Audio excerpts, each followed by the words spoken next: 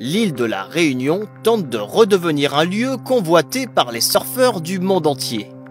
Les activités nautiques reprennent sur certaines plages depuis février 2016, après 3 ans d'interdiction qui font suite à 18 attaques de requins survenues entre 2011 et 2015. Même si les autorités semblent vouloir tourner la page de ces événements dramatiques, il faudra du temps pour que la cicatrice de la crise requin se referme complètement.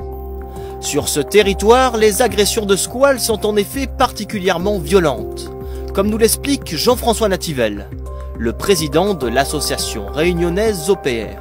Les études des légistes ont montré que les requins bulldogs sont incriminés à 89% dans les attaques à l'île de la Réunion qui sont survenues entre 2011 et 2013. Ce sont des requins qui, quand ils attaquent, causent des dommages corporels très graves, donc morsures, mutilations, arrachements, et donc ça occasionne en 20 à 50% des cas la mort. Et comme c'est un requin qui est très présent à l'île de la Réunion, qui est une île qui a beaucoup d'eau douce, qui a une géologie qui est peut-être plus adaptée à ce type de requin côtier, c'est ce qui fait de notre île l'endroit le plus dangereux de la planète, malheureusement.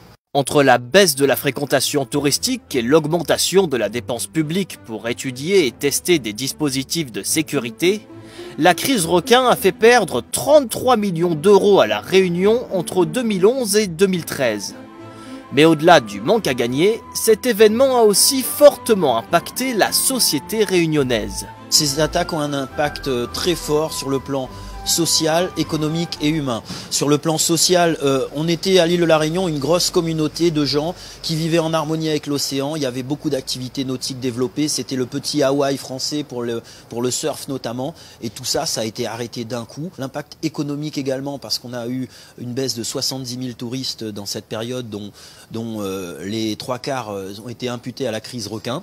7 morts et 4 mutilés en 4 ans, c'est incroyablement fort en termes d'impact humain. Il y a des centaines de personnes qui ont vu des gens sortir de l'eau avec des membres en moins, des gens coupés en deux. Les autorités ont longtemps hésité sur la stratégie à adopter pour lutter efficacement contre les attaques de requins. Après la fermeture de plages et la mise en liberté de près de 80 requins en 2011 dans le cadre d'une étude scientifique pour mieux comprendre leur déplacement, il a fallu attendre l'année dernière pour qu'un plan requin 2015-2020 impose des mesures concrètes. Il faut aller jusqu'au bout, c'est-à-dire sécuriser 10 à 20 km de côte par des filets qui sont des filets non létaux, c'est-à-dire qui ne tuent strictement aucun animal, et aussi une petite pêche traditionnelle qui, à notre avis, est indispensable pour que ces animaux reprennent les espaces qu'ils occupaient avant cette crise requin, c'est-à-dire les autres parties de l'île sauvages.